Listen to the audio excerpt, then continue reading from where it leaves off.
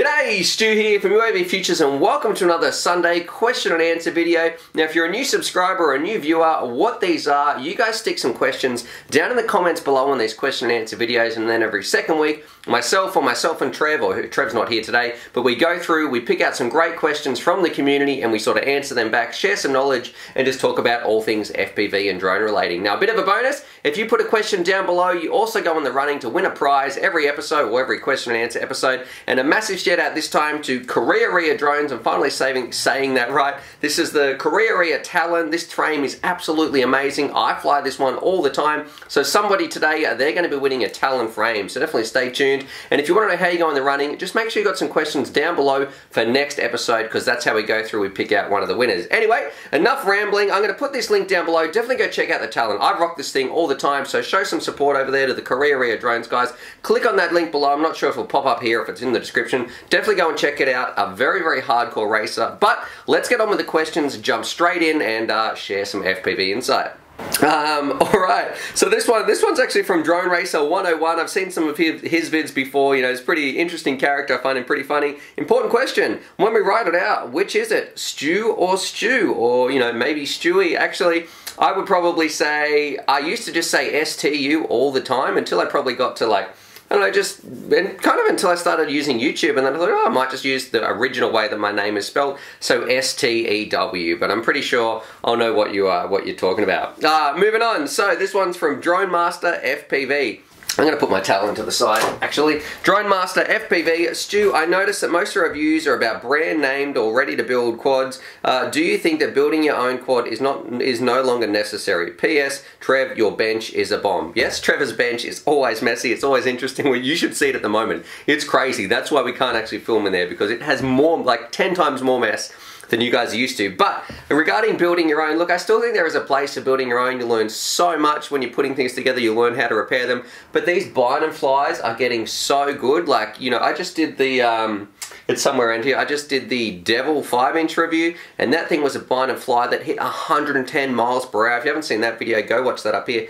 Absolutely crazy. Everything I talk about too, I'll link down below. But yeah, I don't think it's necessary anymore. If you just want to get out there and you don't like soldering, you can just pick up a good quad. It's still going to fly great. Back in the day, they used to be, you know, bind and flies used to be a dirty word. They used to be rubbish, but they've come such a long way, so you no longer have to build. Don't be ashamed if you don't like building, or you might just not be good at building. You know, you can just still get out there and rip around. Nothing wrong with that. You know, but look, of course, if you want the best of the best, or, you know, there is a great satisfaction in building your own. Pros and cons, but, you know, nothing wrong with bind and flies nowadays, in my opinion anyway. This one's from Nico Lopez. Hey Stu and Trev, have you guys ever thought about developing your own frame? Also, if you were to make one, what would you name it? Look, I have thought about that. It's just, it's kind of just, I feel like there's so many things I want in a drone. The one thing I'd put in there would be some decent camera protection. I like the camera protection on the helix, so not only do you need some sort of side plates to stop things hitting it, but also in the front, so there's no way just a single flag can get in there as well. That's the number one feature I would have if I design my own frame. And then what would I name it? I'm not sure. Drop some comments down below. If I had my own UAVfutures frame, what would you call it? The bad boy. It'd probably be the bad boy. This bad boy. Anyway, let's move on. Pedro Vazquez. Oh, and sorry about the names. I'm sure I'm going to butcher them. I'm pretty terrible at pronunciation, though I have learned how to pronounce Korea. I feel pretty good about that. But this one's from Pedro Vazquez. G'day Stu, there's something I've been wondering for a while. Taking into account you often refer to your laptop as a piece of junk, how do you edit your videos? I mean, there's been a visible and consistent improvement since I subscribed to your channel. What editor do you use? Did it take any training? Do you recommend any tutorials or YouTube channels about video editing? Thanks in advance for your answer and happy flying. Well, this one actually means a lot to me because I haven't changed. I've sort of been using the same stuff the whole time, but I think if you can see a visible improvement, that means a lot to me because I try really hard all the time to make the best videos that I can. You know, I am researching it all the time, and there's so much more behind the scenes that goes in to making good YouTube content that hopefully you guys are enjoying anyway. You know, and my laptop is a piece of junk, but exciting news. I'm going to be upgrading it. So I've got a new laptop, it's sitting over there. I'm pretty excited. I'm going to start doing some sim reviews, all that sort of stuff. I'm super pumped. It doesn't have like, I want to put like Photoshop and all that sort of stuff on it, but at the moment I'm just using like iMovie because I've got an old Mac as well that I do the editing on. My other laptop's a piece of junk. The Mac's not good for doing anything else except for the video editing. So I'm pretty excited. I'm going to jump over and use some like Adobe Suite and that sort of stuff. So that's coming in the future, but this is probably a bit of a shout out too to say, if you want to start making some content, you don't need the best of the best. You know, you can still get by. You don't need to go out and get crazy good microphones. I know I suffer with my audio all the time. I am working on it. You don't need to get like the best cameras or the best computers, anything like that. If you're passionate about making this stuff, you know, just get out there and make it, and the people will come and watch it. It doesn't have to have, you don't need the best of the best gear to make just some good quality content, because, you know, I've seen a lot of beginner pilots out there or people starting their channels. They do great stuff. You don't need expensive computers or anything like that to make good YouTube content. Yes, it helps, but what's most important, make sure you've got that passion. I think that answered your question anyway, but yeah, so no training, and I just use iMovie. Don't watch any, it's just all sort of self-taught. This one's from Mind Games FPV. Hi Stu, I've noticed recently that you've been using your Tyrannus more than your Evolution. Yes, I have. Are you still sold on the Evolution as you have in the past? Well, I would probably say I've made the switch back to FreeSky Tyrannus, and that was for two reasons. Number one, I found like it worked with more quads straight off the bat. As a reviewer, it was much easier to get FreeSky working because everybody builds to make sure they work with FreeSky. But you know, other times, something with the iBus and all that sort of jazz with the Evolution was, you know, a little bit more of a pain. I loved how the Evolution felt in my hands. One part I really liked when you first got it, you know, that was before, when I was first flying the Evolution, you know, their receivers were a little bit big, but FreeSky continued to innovate. It continued to shrink down their receivers. The Turnigy Evolution didn't do anything, so it just sort of stayed as it was, which is a bit of a shame. Didn't do any innovation, so since it came out, it just sort of stayed like that, whereas FreeSky's continued to push it, continued to release new products and new updates and that sort of stuff. So look, I'm back on the FreeSky Tyrannus. That was in my original drone radio guide for 2017. I'll leave a link to that one up here as well. You go watch that. I put the QX7 at the top above the Turnigy Evolution. I still prefer the shape of the Turnigy Evolution. It feels good in my hands, but most of the time, you know, I've sort of gotten used to it. I've gone back to the Tyrannus, so that's my radio of choice, not only to recommend, but also the one that I personally fly. So I'm really happy with that. And I would say to anybody out there, you know, sort of complaining, or they might be unhappy that they've got an Evolution, it's still a really good radio, and I gave that thing a solid run. I think you would find out of most pilots you watch, or most of the YouTube people you'd watch, there wouldn't be really many people who flew the Evolution more than I did. I really rocked that thing for probably like over a year or something, so I really pushed that hard, but I am happy to be back on FreeSky. This one's from Will at FX. Hey Stu, hey Trev, and hey Stu and Stu. Oh, he just said Stu twice. What flight times are you guys having, and do you like speed over flight time with FPV? Thanks. So Trev's flight times, I'm just going to say about 4 minutes or something like that. Trev always makes the joke that if we had a race, we'd do an endurance race because I would be landing well before him. I find I'm getting like a 2-minute flight time or something like that out of my batteries, so I go out, I push them hard, they come down like boiling hot. If you get reincarnated, don't come back as a LiPo battery that gets, you know, sent to my quads, because I really punish them a lot more than I should. But, you know, and it's kind of expensive too. I always seem to be breaking batteries, which sucks. But I know that if you want to fly a bit slower, that's fine. And most people are probably getting like between the 3, or if you're a beginner, up to 5 minutes of flight time. When I first started, I was getting like 7 minutes. But yeah, now it's down to like 2 minutes or 1.5 minutes if I'm really thumping it around sort of a heavy track. So look, it's pretty exciting for me. It's all about speed. And it kind of kills me when everybody's like, all right, let's have a bit of a muck around race or something. And we're waiting and, you know, oh, my quad's not arming. Let me get my goggles weight, my battery's flat, let me change something, I'm not recording on my GoPro. We do all that. That can take like 5 minutes, and I'm sitting there just itching to go, probably like an FPV addict, just waiting for them to say go, because I know that I'm going to be done in like 90 seconds anyway, just rip it around, and then I sort of come in and land, and everybody else is still having fun floating around, and I've just absolutely destroyed the lap times as well as my battery. Anyway, so hopefully that answered your question. A bit of a ramble, but I'm all about getting speed out of my quad. There's nothing like it sitting in there, just pushing that FPV experience.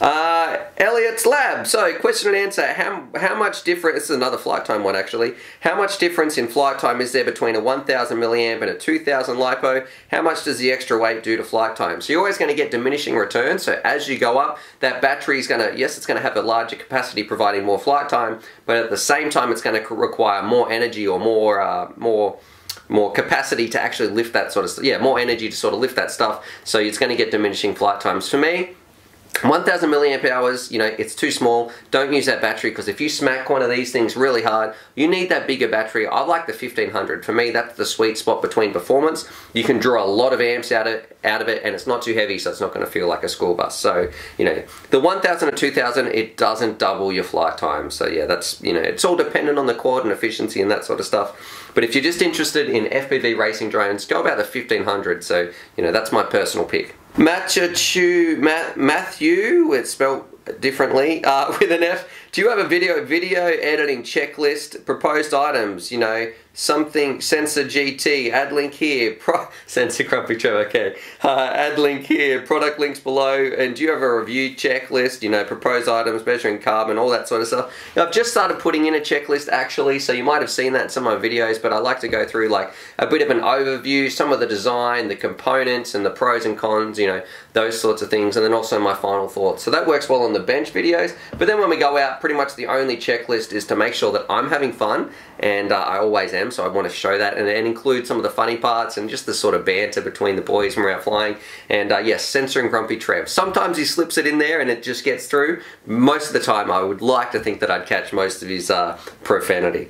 This one's from Frozen Tech. What is the most valuable lesson you learned when beginning to fly first time FPV? So look, I'm going to say not FPV. This is just a really good lesson that I learned, not the hard way, but it taught me a lot. Was I first built my quad, like I built up my Nighthawk over here. So I got Frank the Tank here, and I built this bad boy up. I was so excited, you know. I went out and I did a bit of a line of sight test, and it was great. It had so much power, so much more than the little toy that I was used to.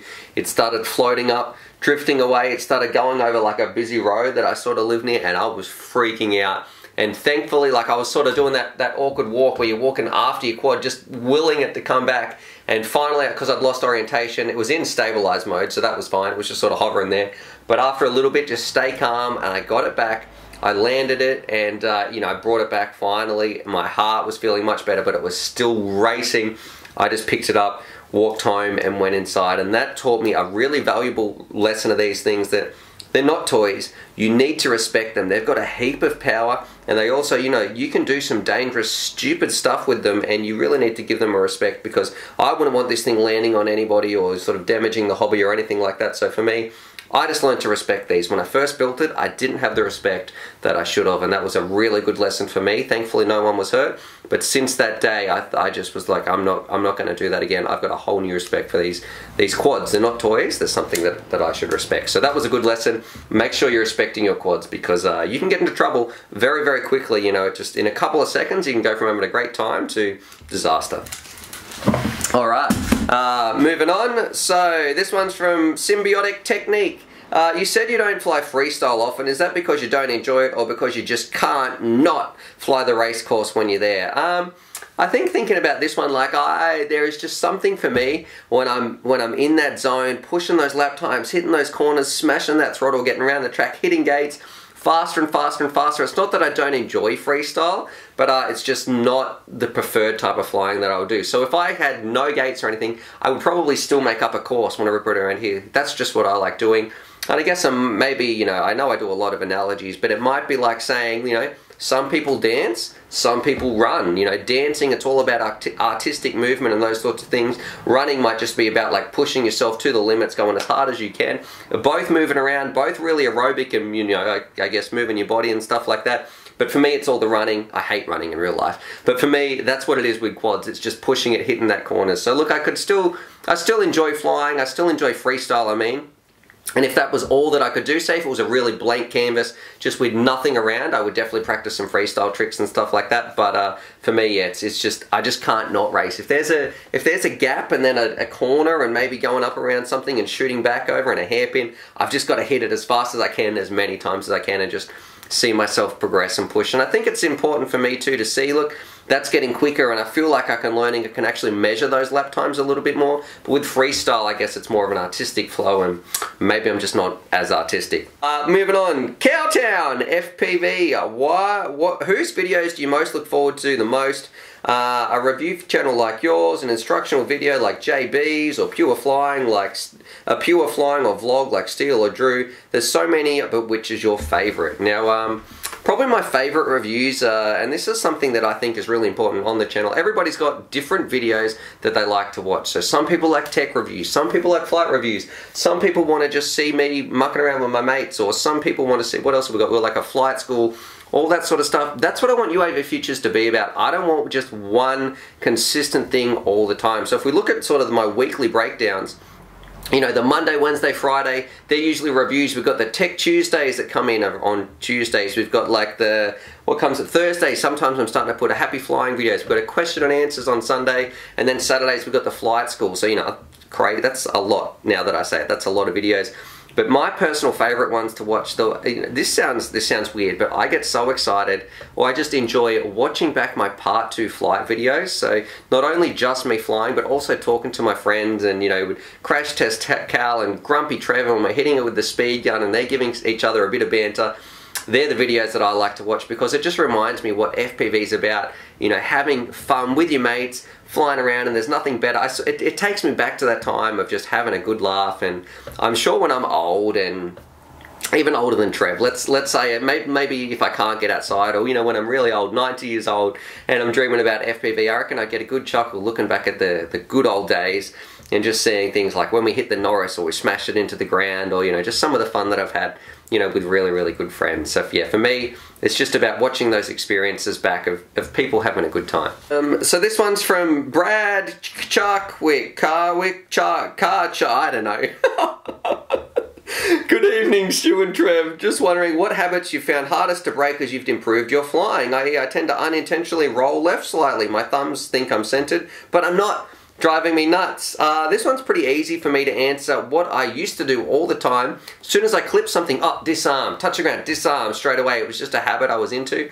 And over time, you know, through practice and intentionally thinking about it, even though it's hard when you're crashing, what I do now, I just throttle up now for a few more seconds, try to hold on to it, try to pull it back, because, you know, you'd be amazed as many times when you can recover, especially with today's props, because back in the day, you looked at a prop with some of those old gem fans, you know, you take them out of the packet, be like, this is, it'll break. That's how easy they'd break. Today, with some much more durable things like the Cyclones, you know, I think I've got Cyclones on all these quads, you can see, but you know, now you hit something, you're probably still going to be able to fly, even with turtle mode. So, you know, I just like to throttle up a little bit and see how we go. I do find myself wrecking a few more batteries sometimes, though, to prop strikes if I'm testing out some quads that have it in that line. But, you know, for me, one that was hard to break, but now I'm happy I've done it, disarming when I crash. Evan77, hi Stu, I have a question. What 3 tips would you give to a newbie drone builder to make their experience better? Number 1, make sure you subscribe to this channel.